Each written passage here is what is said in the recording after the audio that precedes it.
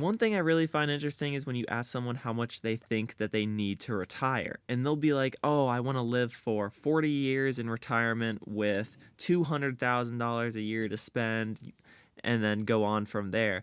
And really, they don't need that much because they're not going to be paying as much out of pocket that they think they are, because most of the time they'll have a house that they've already paid off, or their living expenses will be lower than they think. They also won't be able to travel as much because, I mean, when you get older, you don't really want to travel as much either. But also, you're not going to be paying for Social Security. You're going to be actually receiving Social Security. So you're going to be downsizing, you're going to have lower expenses, you're going to have your housing paid off, and all this is going to contribute to you not spending as much money.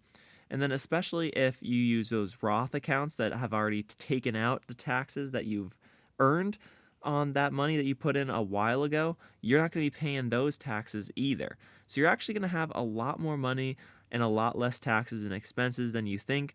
So you might only really need like 2 million or less and just live off of like the 4% rule, or the amount that you can get in dividends, and really not touch that principal that much in retirement, just because you don't have all those expenses that you thought you might, like commuting costs or new clothes costs, because you're not going to work every day. You're not going to the gym every day. You're not playing sports and need new equipment or something like that.